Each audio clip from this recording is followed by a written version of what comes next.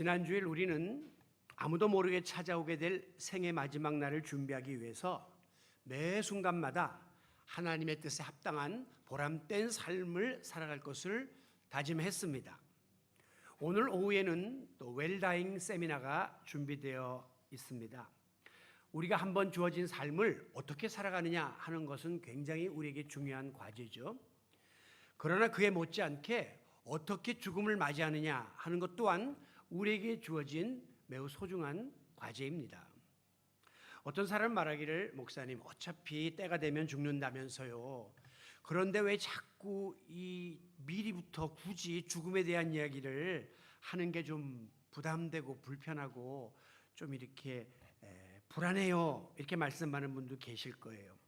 그러나 죽음에 관한 주제는 내가 싫다고 외면할 수 있는 그런 성질의 것이 아닙니다. 싫든 또 원하든 그것은 우리가 들어야 하고 또 준비해야 될 우리의 과제이기 때문입니다. 사실 이 나의 마지막 순간을 어떻게 보낼 것인가 하는 문제는 죽음에 관한 문제라기보다는 삶에 관한 문제예요. 즉 어떻게 죽을 것이냐가 아니라 어떻게 살 거냐에 관한 데 포커스를 맞추고 여러분들이 관심을 지니고 이 문제를 함께 고민해야 하는 겁니다. 예로부터 우리나라 사람들은 이제 사람이 죽으면 시신을 한적하고 외진 그 묘지에다가 이렇게 매장을 해요. 그래서 돌아올 때 굉장히 마음이 찝찝하고 아파요. 왜냐하면 저 외진 곳에서 덜짐승 있는 곳에서 있겠구나라고 생각하니까요. 죽음을 두렵게 여기고 죽음을 이제 끝났다, 단절이라고 여기는 사상이 자리 잡고 있기 때문입니다.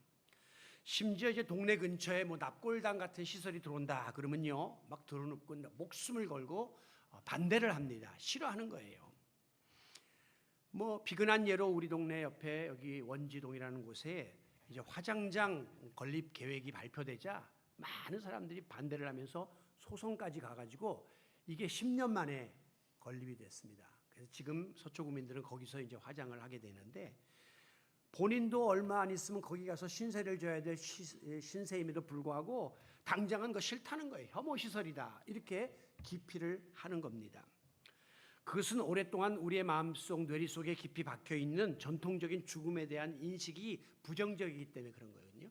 이제 이 인식을 바꿔야 할 때가 되었어요. 옛날에는 매장 아니면 안 된다 하다 지금은 이제 화장이 더 많잖아요. 또 지금은 화장 아니면 안 된다 하다가도 또 이제는 또 수목장 같은 걸 또 하잖아요. 그러니까 자꾸 인식이 변화되는 겁니다. 제가 살던 그 LA의 인근에 글렌델이라고 하는 아름다운 도시가 있는데, 거기에 가면 글렌델 포레스트 론이라고 하는 일종의 공원 묘지가 있습니다. 여기 마이클 잭슨의 묘도 여기에 지금 들어와 있어요. 그런데 우리가 생각하는 것처럼 멀리 이렇게 외진 곳에 있는 묘원이 아니라 동네 한복판에 아름다운 숲속에 이렇게, 미국 사람들은 우리처럼 분봉을 이렇게 안 하고 평지에다 이렇게 묻기 때문에 이렇게 꽃들 갖다 놓고 그늘 밑에 와서 쉬는 아주 친화적인 그런 공원 묘지예요. 우리 아이들하고도 자주 놀러 갔습니다.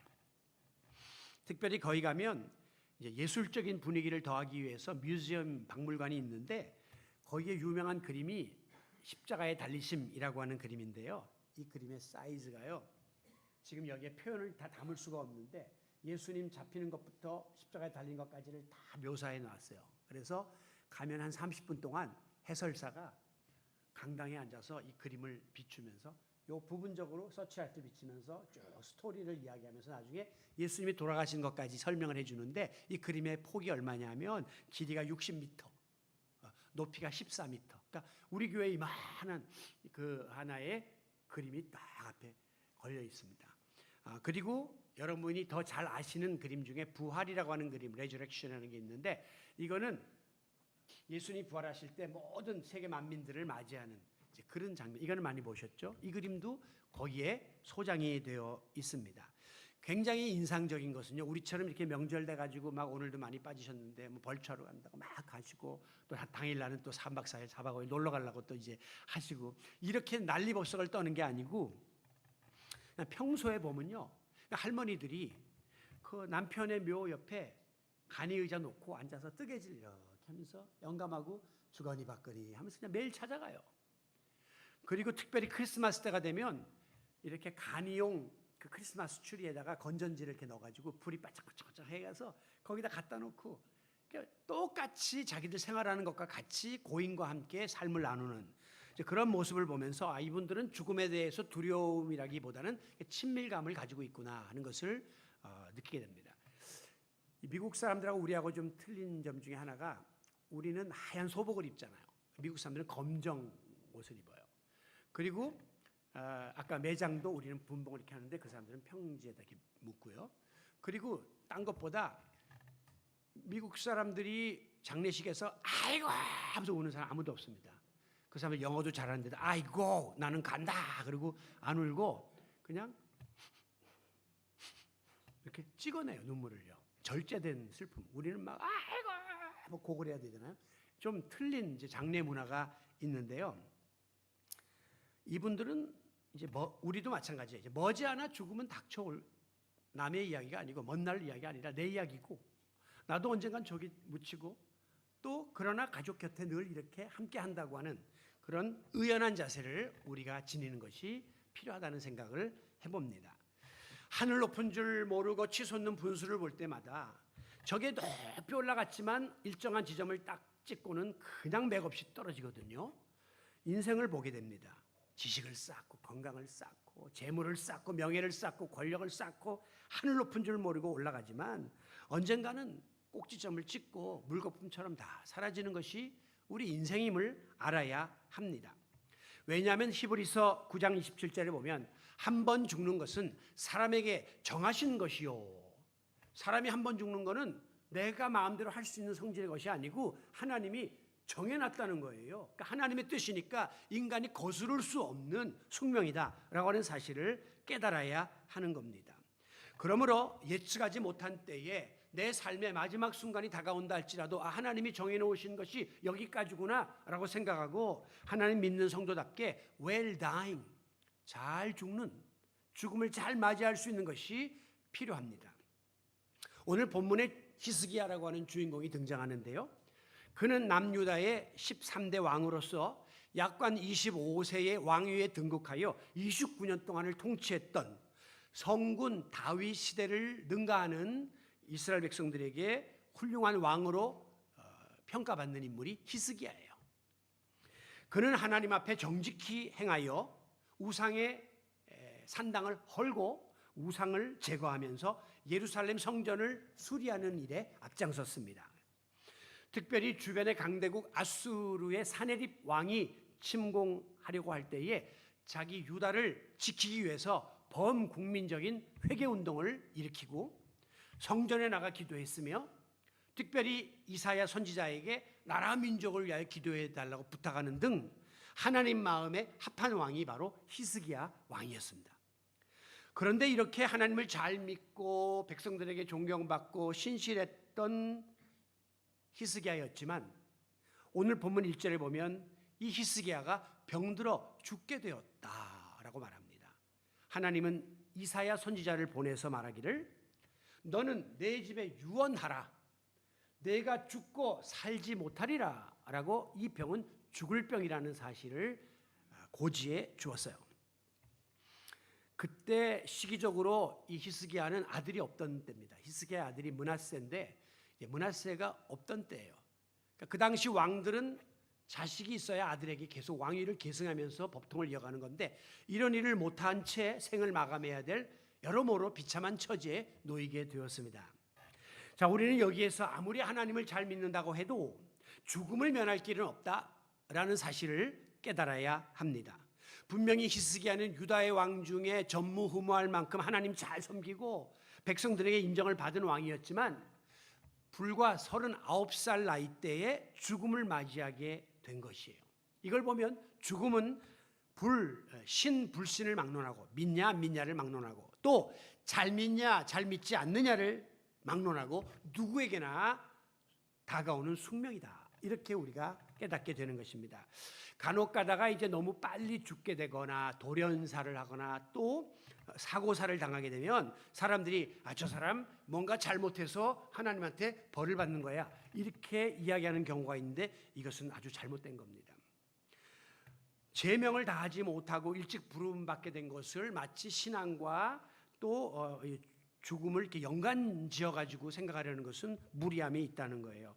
물론 이제 옛날에는 성경에 오래 사는 것이 복이다 그렇게 말했기 때문에 빨리 죽으면 복을 못 받았다 이렇게 생각할 수도 있겠지만, 우리가 세상에 보면 악인이 의인보다 더 오래 사는 경우가 많아요. 못된 사람들이 더 장수하는 경우가 있단 말이에요. 또 그렇게 훌륭했던 목사님들 중에 하용조 목사님이나 오카노 목사님은 60대 초반이나 다 가셨어요. 그분들이 지금 살아계셨으면 한국교회를 위해서 큰 일을 하셨을 텐데 지금 지도자가 없어서 이렇게 부재한 시대에 빨리 가셨단 말이에요. 이런 걸 어떻게 받아들입니까? 더더구나 예수님은 33세로 단명을 했어요. 그러면 그야말로 복받지 못한 삶이 아닙니까? 이런 거를 신앙과 죽음을 그렇게 쉽게 연결하는 것은 무리함이 있다 하는 거예요. 죽음에 관한 한 나의 순서 무관해요. 믿음의 여부 무관해요. 그냥 하나님이 정하신 때가 되면 어김없이 죽음 앞에 설 수 없다는 사실을 우리는 인정하고 하루하루 매 순간마다 이때가 내 삶의 마지막이 될 수도 있다라고 하는 겸허한 마음으로 최선을 다해야 합니다. 그래서 잠자리 들기 전에 항상 그런 기도를 드리는 거예요. 아버지, 오늘 밤 내가 벗어놓은 신발을 내일 아침에 다시 신을 수 있다는 보장이 없는 것을 알고 잡니다. 마치 죽은 자와 같이 잡니다. 하나님, 내 생명을, 내 영혼을 지켜주세요. 그리고 잠자리 들어야 해요. 핸들 붙잡고 기도 꼭 하셔야 돼요. 이것이 하도 사고가 많으니까 혹시 나에게 마지막이 될 수도 있지만 하나님께 내 영혼을 맡깁니다. 비행기 타고 여행할 때 항상 저도 그런 기도를 드립니다. 왜? 이것이 마지막이 될 수 있기 때문이에요. 다윗은 파란만장한 삶을 살았던 인물이에요. 그런데 그의 삶을 마감하는 임종의 순간에 시편 39편 5절에 이렇게 고백합니다. 주께서 나의 날을 한 뼘 길이만큼 되게 하시매 나의 일생이 주의 앞에서 없는 것 같사오니. 돌아보니까 내 인생의 시간이 한 뼘, 그냥 손바닥 넓이만큼밖에 안 되고 하나님 앞에서는 없는 것 같은, 점 하나 찍은 것 같은 인생을 살았습니다 라고 인생의 짧음과 또 생의 마지막 순간이 호련히 다가옴을 고백했습니다. 자, 그런가 하면 모세도 시편 90편 12절에서 기도하기를 우리에게 우리의 날 계수함을 가르치사 지혜의 마음을 얻게 하소서. 시간이 얼마 안 남은 거 잘 알고 깨달아서 잘 관리할 수 있는 지혜를 주세요. 그렇게 기도했던 겁니다. 우리 모두 하나님을 믿는 신앙인이지만 우리의 믿음과 상관없이 임종의 마지막 순간은 온다라는 사실을 깨닫고 늘 죽음을 준비하는 자세로 하루하루 매 순간순간을 보람있고 의연하게 살아가는 성도 여러분이 되시기를 바랍니다. 그러나 저부터도 말은 이렇게 하지만 막상 죽음이 다가오면 얼마나 무섭겠습니까? 인간은 예외 없이 절망과 두려움에 휩쓸리게 됩니다. 이 가톨릭 병원의 의사들이 그러는데요. 그 신부, 목사, 스님들도 이제 가끔 임종의 자리에 처하는데 기대했던 것만큼 의연하지 못한 경우가 많대요. 그렇게 하늘나라를 이야기했던 사람들도 죽음 앞에서는 막 흥분하고 두려워하는 그런 모습을 보인다는 겁니다. 사형수들이 사형 온도를 받을 때 사형 그 직후에 막 절도하는 사람이 있어요. 또 사형수들이 사형 집행 암흑에 몇 번 호수 부르고 딱 데리고 나가면 직감한답니다. 오늘 집행일이구나. 그때 벌벌 떨면서 막 부르짖고 막 소변을 지리는 사형수들도 많다고 합니다. 죽음은 그렇게 무서운 거예요. 불치병 환자들이 의학적으로 사형 선고를 받게 되면요, 처음에는 두려움과 절망감 때문에 막 정신이 나가서 어쩔 줄을 몰라 하다가 막 선망을 보고 헛거비를 보고 헛소리를 막 하고 불면증에 빠져서 밤잠을 이루지 못한다는 거예요. 왜? 죽는다 생각하니까 너무 무서운 거예요.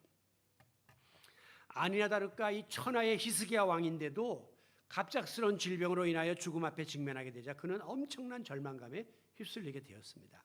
오늘 보면 2절에 보면 그는 얼굴을 벽으로 향하고, 벽을 본다 하는 거는요 끝장이다 이 말이에요. 막장이다 이 말이죠.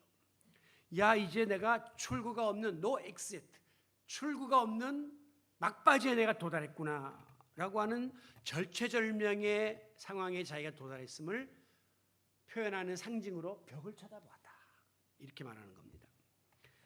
여러분, 만물의 영장 인간이 그렇게 강해 보여도요, 죽음 앞에 맞닥뜨리게 되면 말로 형용할 수 없는 무기력감에 빠지게 됩니다. 절망할 수밖에 없는 게 연약한 우리 인간이에요. 여러분 애완견 키우다 마지막을 보셨죠? 애완견들이 막 발아가다 갑니까? 그런 거 없어요. 조용히 자듯이 가지. 인간만이 이렇게 죽음 앞에서 막 난리를 떤다는 거예요. 그래서 생의 마지막 순간이 다가오면 본능적으로 자기가 할 수 있는 모든 수단 방법을 동원해 가지고 죽음을 면하려고 몸부림을 치는 겁니다. 그래서 의사 선생님 바지가랑을 붙잡고, 선생님 어떻게 살아도 돈은 얼마든지 낼 수 있으니까 병을 고쳐주시고 살려주세요 라고 매달리는 거죠. 병만 고칠 수 있다면 그냥 온갖 풀떼기라도 다 집어먹고, 심지어 자기 오줌도 먹으려면 먹는 거예요. 고칠 수 있다니까. 유명한 어떤 목사님은요, 암 선고를 받은 다음에 고백하기를, 자기가 다른 사람을 위해서 매일 치유하는 기도를 하고 이랬지만 자기가 정작 암이 걸리니까 대체의학, 민간요법 이런 거 전국을 수소문하면서 다녔다는 거예요. 인간인지라 어쩔 수 없는 겁니다. 죽음은 두려운 거고 절망이에요. 히스기야도 자기가 죽을 병에 걸렸다고 하는 사실을 알게 된 다음에 전국적으로 사람을 풀어서 소문난 명의들을 데려오고 또 묘약을 찾으라고 이렇게 진시황처럼 명령할 수 있었지만, 히스기야는 그렇지 않았습니다. 자기의 인간적인 모든 수단과 방법을 다 내려놓고 생명의 주관자이신 하나님 앞에 바짝 엎드려 기도함으로 전능자의 도우심을 대하는 길을 택했어요. 자, 얼굴을 벽으로 향했다는 것은 절망을 의미하지만, 이어지는 말씀을 보게 되면 얼굴을 벽으로 향하여 여호와께 기도했다는 것은 벽을 바라본 게 아니라 눈을 들어 하나님을 구했다고 하는 겁니다. 즉, 세상의 어떤 사람도 의지하지 않겠습니다. 세상의 어떤 방법도 기대하지 않겠습니다. 오직 생명의 주관자이신, 나를 이 땅에 보내시고 나를 왕으로까지 삼으시고 지금까지 생명을 연장시키신 하나님, 당신께 나의 앞날을 맡깁니다 라고 신앙 고백적인 기도를 드린 거예요. 그는 3절에 보면요, 통곡했다 그랬어요. 막 울부짖으면서 왕의 채통도 불구하고 기도하기를, 여호와여 구하오니 내가 주 앞에서 진실과 전심으로 행하며 주의 목전에서 선하게 행한 것을 기억하여 주옵소서라고 기도했습니다. 이 말은요, 하나님, 그래도 내가 하나님 보시기에 잘한 것 하나 있지 않을까요? 그거 하나라도 좀 보셔서라도 저를 하나님 이 병에서, 죽음의 자리에서 구해주세요, 긍휼을 베풀어 주세요 라고 간절히 메어 달렸던 것입니다. 여러분, 우리가 사방팔방이 꽉 막힌 것 같은 그런 절망적인 상황에 처했을 때, 바로 그때가 눈을 들어 주를 보라, 하나님을 바라볼 때이고 하나님의 도우심을 구해야 될 때임을 믿으시기 바랍니다. 왜? 사방팔방 막혔으니까, 벽이니까 이제는 눈을 들어 하나님 바라보는 수밖에 없지 않겠습니까? 히스기야가 얼마나 간절하고 절박하게 하나님의 도우심을 구했는지 이제 그가 훗날 병을 고침받죠. 그리고 그 이후에 10절 이후에 보면 병 고침 받은 후에 읊었던 그 감사의 시가 나와요. 제가 그 내용 중에 몇 구절을 공동 번역으로 소개해 드릴 터인데요. 내가 이 땅에서 하나님을 뵙지 못하고 이 지구 위에 사는 사람을 두 번 다시 보지 못하겠구나.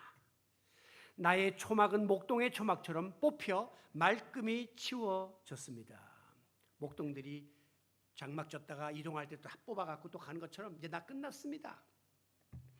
당신께서는 직조공이 천을 감아들이듯이 나의 목숨을 감아들이고 배틀에서 자르듯이 나의 목숨을 자르십니다. 내가 이제 제비처럼 학처럼 애타게 소리 지르며 비둘기처럼 구슬프게 웁니다. 통곡하는 거죠. 그러면서 마지막에 나의 주여, 내가 마음으로 당신만을 바라보고 살겠습니다. 나의 마음을 진정시켜 주시고 살려주십시오. 살려주십시오 라고 구구절절히 생명의 연장을 갈망하는 절박함이 묻어있는 시를 그가 남기고 있습니다. 이와 같이 임박한 죽음 앞에서 오직 여호와 하나님만을 바라보고 살겠노라고 다짐하면서 목숨을 구하기를 눈물로 매달렸던 이 히스기야는 하나님께로부터 마침내 15년 동안 보너스로 생명을 연장받는 기적적인 은혜를 입게 됩니다. 오늘 본문 5절 하반절에 보면 하나님께서 말씀하시기를 내 기도를 내가 들었고 그렇게 통곡하는 내 눈물을 내가 보았노라. 그러므로 내가 내 수안에 15년을 더하고 이어지는 말씀 보면 너와 이 성을 아수르 왕의 손에서 내가 또 이 성을 보호하겠고 구해주겠다라고 말씀을 하신 거예요. 그러니까 생명도 구해주고 그때 가장 큰 국가적 과제가 아수르의 침공인데 거기서도 내가 막아주겠다라고 하나님이 보너스 축복을 히스기야에게 쏟아 부어 주셨습니다. 그리고 난 다음에 이제 이 사건을 다른 성경에서도 기록하는데 특별히 열왕기 상에 자세하게 나와요. 그게 더 오리지널이라고 보시면 돼요. 이사야는 이제 그걸 인용한 거고 왕들의 스토리를 적은 열왕기 상에 이 사건이 나오는데 거기 보면 히스기야가 이제 하나님께 약속을 받은 다음에 이렇게 말해요. 하나님 나에게 그렇다면 나의 생명을 연장시켜 주시는 증표를 보여주십시오. 그렇게 말하니까 하나님께서 그러면 내가 해를 앞으로 당기랴 뒤로 늦추랴 그랬더니 앞으로 당기는 것은 할 수 있으니 뒤로 불가능한 일을 하게 해주세요 라고 이야기해서 하나님께서 해식에 나갔던 해 그림자를 뒤로 10도 물러가게끔 해 주셨습니다. 이에 어떤 일이 벌어졌느냐, 실제로 해식에 나갔던 그림자가 10도를 물러가니라, 이게 실제 이루어져 버린 거예요. 여러분, 이 해식이라는 것은 당시에는 이제 옛날 성경에는 일영표라고 되어 있는데 그 당시에 이제 해식이 이런 식으로 돌로 만들어 가지고 우리나라 세종대왕이 만든 것처럼 이렇게 시간을 가리키는 해시계가 있었는데 이 돌을 10도 뒤로 물러가게 했다는 것은요, 이건 불가능한 거예요. 한마디로 말해서 지구가 거꾸로 돌아야 되는 거예요. 그래서 해 방향을 바꿔야만 이게 가능한 건데 그 일이 이루어졌다는 겁니다. 창조주 하나님께서 히스기야 한 사람의 이 간절한 기도에 응답하사 그의 생명을 연장시키기 위해서 하나님이 정해놓으셨던 지구의 자전의 이 모든 그 도수를 아예 뒤로 물려버리는 어마어마한 일을 하셨다는 거예요. 저는 이걸 보면 하나님이 정말 사랑하는 자를 위해서 하나님께 간절히 매어달리면 하나님이 무슨 수를 써서라도 응답해 주시는구나 하는 것을 깨닫게 되었습니다. 여러분, 부모들이 사랑하는 자녀가 뭐 이렇게 뭐 좀 해보겠다고 뭐 자금을 요청하고 이러면 없지만 얘가 하겠다고 저렇게 간절하게 매어달리면 그냥 좀 돌려서라도 어떤 때는 수모를 당하는 일이 있어도 가서 구걸을 해서라도 이걸 해주고 싶은 게 부모의 마음이잖아요. 하물며 하나님이 간절히 매달리는 히스야 같이 눈물로 통곡하면서 매어달리는 그 기도를 어찌 들어주지 않겠느냐는 거죠. 가장 선한 길로, 가장 좋은 길로 우리의 앞길을 인도해 주실 줄로 믿습니다. 여러분, 엘리야가 이제 아합 왕의 핍박을 피해서 그릿 시냇가라는 곳으로 피신을 합니다. 그런데 먹을 게 문제인 거예요. 나오면 잡히니까. 그때 하나님이 어떻게 하셨느냐? 전에 제가 지난번 그 종교개혁자 때도 닭이 와서 알을 낳아가지고 연명케 했다는 것처럼 이번에는 까마귀를 하나님이 보냈는데 까마귀가 떡과 고기를 물어다가 엘리야에게 공급을 합니다. 여러분이 까마귀라고 하는 새는 아시다시피 시체 뜯어먹는 고기 냄새만 맡으면 환장을 하는 새가 까마귀예요. 그런데 이 까마귀의 그 미각을 막으셔가지고 먹지 않고 이걸 갖다가 엘리야에게 갖다 주도록 이렇게 하면서라도 하나님이 책임져 주셨다는 거죠. 더 현실적인 간증이 있습니다. 제가 우연히 이제 이 유튜브를 봤는데요. MBC의 앵커 출신이고 MBC 계열의 방송사의 CEO 출신인 그 조정민 씨가 있습니다. 그 사람이 이제 늦게 예수님을 영접하고 목사가 되었어요. 지금은 베이직 교회라는 교회를 담임하고 있는데 그분이 과거에 간증하는 걸 보면 처음에 부인이 자기 동네 앞에 있는 온누리교회를 계속 새벽마다 나가는 거예요. 새벽기도회를. 근데 이 사람이 불신자인데 마음속에 의심이 생겼어요. 이 마누라가 새벽마다 나가서 뭘 하나 도대체. 이거 혹시 뭐 바람 피는 거 아닌가. 그래가지고 뒤를 밟았다는 거예요. 가봤더니 온누리교회에 가더라는 거죠. 자기도 그 뒤에 멀찌감치 떨어져 앉아 있는데 거기에서 그냥 막 새벽에 사람들이 기도를 하고 방언을 하고 막 그러는데 이 마누라가 이게 광신 집단에 왔구나, 잘못 믿는구나 라고 생각하고 막으려고 그렇게 애를 쓰다가 결국은 나중에 자기도 이제 뒤집어져 가지고 이제 목사까지 된 거예요. 이 사람이 뒤늦게 부름을 받아갖고 53세의 나이에 미국에 있는 신학교에 유학을 갔습니다. 근데 너무 유학 시절에 외롭고 또 골방에서 기도하는 중에 느닷없이 추어탕이 그렇게 먹고 싶더래요. 오늘 저녁 때 또 여러분 추어탕 잡수러 갈 것 같아. 추어탕이 이렇게 당기더래요. 그런데 미국에서 추어탕은 불가능해요. 미국 사람들 추어탕 안 먹어요. 가끔씩 이제 한국에 있던 분들이 미국 가면 보신탕을 그리워하는데 보신탕 미국에서 먹으면 법적으로 추방입니다. 영주권 가진 사람들 못 먹어요. 그러니까 이 사람이 아예 기도를 안 했어요. 될 거면 기도하는데 갈비탕이면 아버지 갈비탕을 먹고 싶습니다 할 텐데 추어탕이니까 아예 기도도 안 하고 그냥 잠자리에 들고 잊어버렸는데 한 달쯤 지난 어느 날 폭설이 쏟아지는데 이분이 살고 있는 보스턴 동부 지역은 눈이 한번 오면 집채만큼 오거든요. 그런데 한밤중에 지인이 찾아왔더래요. 느닷없이 연락도 없이. 근데 그 사람 손에 한국에서 추어탕을 냉동해가지고 10인분을 가지고 왔더라는 거예요. 그 사람 말에 의하면 뉴욕 공항에 막 내렸는데 그래서 보스턴행 비행기를 타고 이제 조 목사님을 찾으러 오려고 했는데 폭설 때문에 결항이 돼가지고 할 수 없이 차를 렌트해서 5시간 동안 운전을 해서 폭설을 뚫고 제가 지금 왔습니다. 그럼 이거 추어탕 한 그릇 잡수고 저는 추어탕을 못 먹습니다. 자기는 먹지도 못하는데 어떻게 알고 추어탕을 조정희 목사님이 갖다 주려고 한국에서 공항 냉동으로 포장을 해갖고 뉴욕까지 갖고 온 거예요. 그리고 다시 그날 밤으로 그분은 뉴욕으로 돌아갔다는 거예요. 그는 이 사건 앞에서 정말 눈물을 펑펑펑 쏟으면서 너무 큰 충격을 받았다는 거예요. 자기가 기도한 것도 아니고 추어탕은 아예 없으니까 기도도 안 했고 그냥 생각만 했는데 추어탕 먹고 싶다 그랬는데도 이 생각까지도 감찰하시는 하나님의 사랑을 체험하고 그는 더더욱이 주님을 가까이 하게 되고 그날 이후로 그는 단 한 번도 추호도 하나님의 사랑을 의심한 적은 없었다. 왜? 너무 충격적인 경험을 한 거죠. 내 생각까지도 감찰하시고 상상할 수 없는 추어탕도 갖다 주신 하나님이요. 히스기야에게 해시계를 뒤로 물러가게 하면서까지도 그의 생명을 살린 하나님이란 말씀이죠. 사랑하는 성도 여러분, 우리네 인생길을 돌아보면 어렵고 위태롭고 절망적인 상황이 얼마나 많았습니까? 지금도 우리는 그런 상황에 놓여 있지 않습니까? 그러나 그럼에도 불구하고 지금까지 내가 이만큼 존재할 수 있고 또 이만큼이라도 내가 믿음을 지킬 수 있도록 지켜주신 하나님의 그 사랑과 은혜에 감사하며 영광 돌리는 귀한 시간이 되시기를 바랍니다.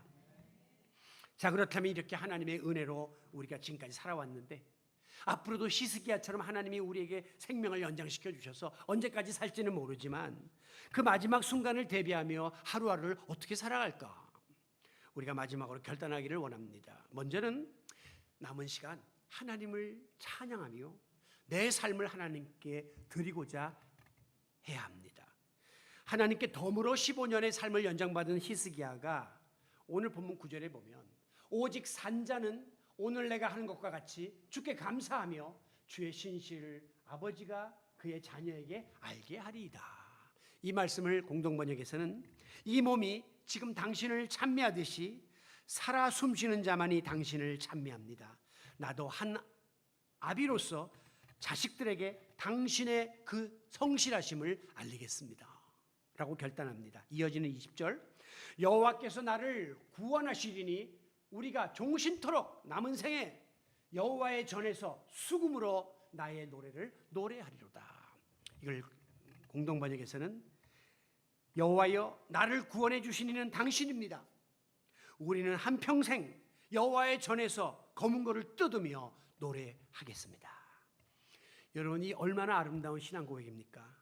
지금 내 생명을 연장시킨 하나님을 찬양하고 감사하고 평생토록 주를 위하여 나의 삶을 바치겠고 나의 자식들에게까지도 이 모든 사실을 알리겠습니다 라고 그는 헌신했던 것입니다.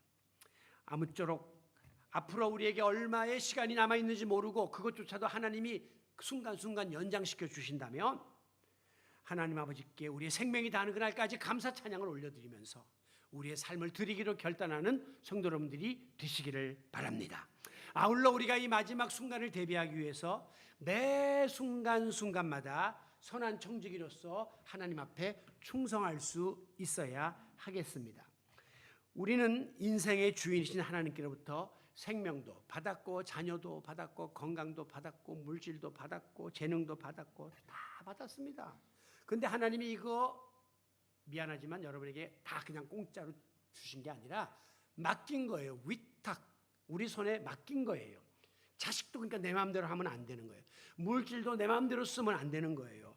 우리는 책임 맡은 청직이다라고 하는 의식을 잊어서는 안 됩니다. 주인은 아버지 하나님이세요. 그러니까 우리가 달란트 비유에서 보는 것처럼 하나님께서 청지기에 원하는 자세는 얼마나 네가 많이 남기고 크게 남겼느냐가 아니에요. 얼마나 내가 맡긴 것을 가지고 충성을 다했느냐, 이거를 주님이 보시겠다고 했잖아요. 그러니까 여러분들에게 주어진 삶의 여정 속에서 내게 맡겨진 모든 것을 가지고 청지기로서 최선을 다하여 살아가는 삶을 하나님은 원하고 계십니다. 여러분, 시한부 삶을 선고받은 환자는 1분 1초가 그렇게 아까울 수가 없는 거예요. 그러니까 허송세월할 수 없죠. 어떻게 해서라도 내가 또 못다한 사랑 더 많이 하고 또 더 좋은 일 많이 하고 못다한 일도 하고 다 하고 싶어서 그 시간을 분초를 쪼개서 보내게 되는 거예요. 여러분, 우리의 생이 언제 마무리될지 모르는 덤으로 사는 인생인데 여러분 이렇게 한가롭게 살아서 되겠습니까? 지금도 미워하고 질투하고 지금도 물질 가지고 아웅다웅하고 지금도 명예 때문에 쓸데없는 시간을 보내 이렇게 살 여력이 없는 거예요. 너무 아까운 시간 주님이 기뻐하는 일에 다 드리고 투자하고 헌신해야 마땅하다는 것입니다. 충성이라고 하는 것은요, 한자어에서 가운데 중자 밑에 마음 심자예요. 그런데 마음 중심으로 하는 게 충성이에요. 진심 어린 자세. 그 다음에 겉과 속이 다른 표리부동한 게 아니라 겉과 속이 같아야 돼요. 그리고 처음과 나중에 변하는 게 아니라 시종일관, 시종여일한 자세. 그리고 사람의 눈과 사람의 평가를 의식하는 게 아니라 주인이 어떻게 생각하시는가, 이게 중요한 거란 말이죠. 네. 뭐 사람들이 날 어떻게 보내, 이거는 참 유치찬란한 겁니다. 제가 목회 초년생 때는 그런 의식을 많이 했어요. 교인들이 날 어떻게 생각하고 다른 목사들이 날 어떻게 생각할까.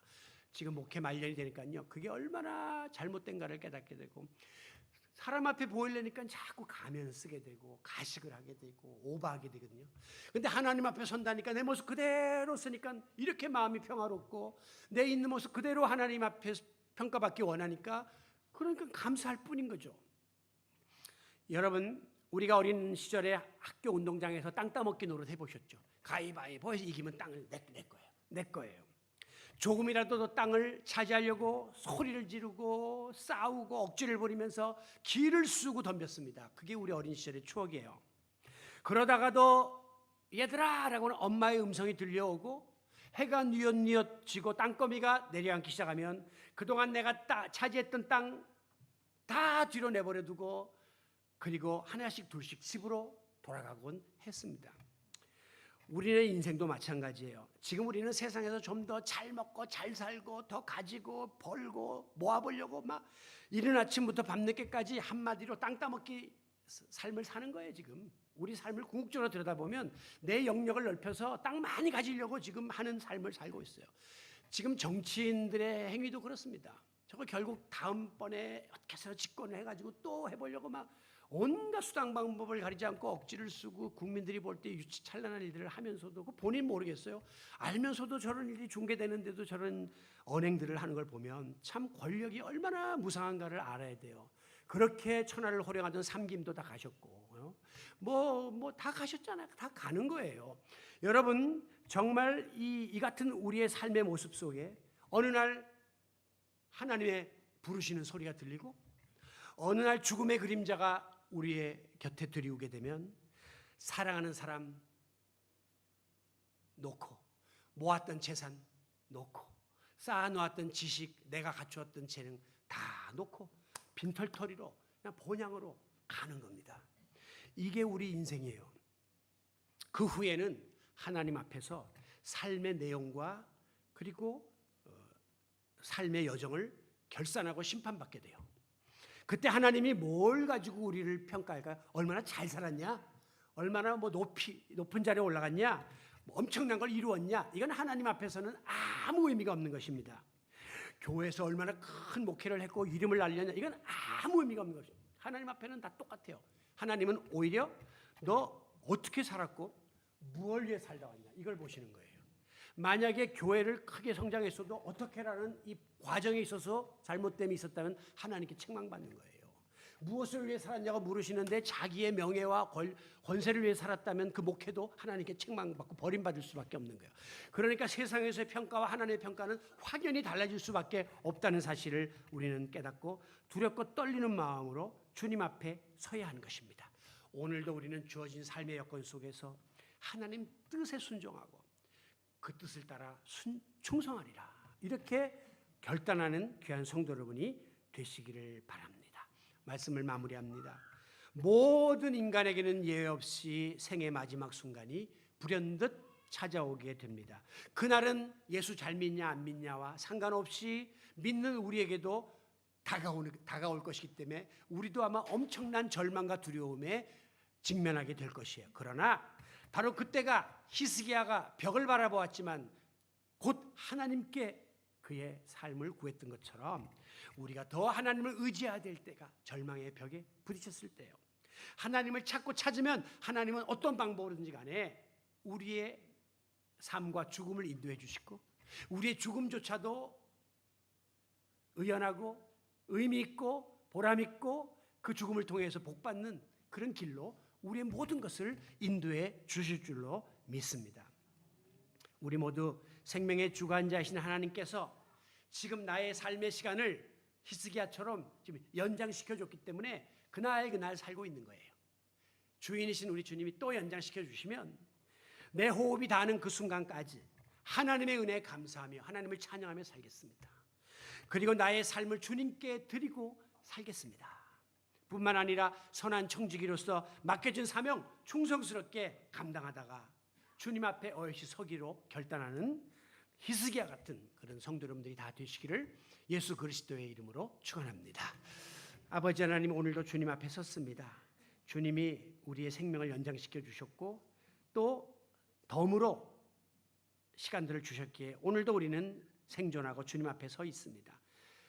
이 같은 삶이 언제까지 계속될는지 알지 못하지만 그 마지막 순간까지 하나님의 손에 우리의 모든 것이 달려있음을 고백하면서 하나님께 감사와 찬양을 잃지 않게 하시고 하나님께 우리의 삶을 온전히 드려 충성하겠다고 하는 귀한 각오들이 새로워지게 하여 주시옵소서.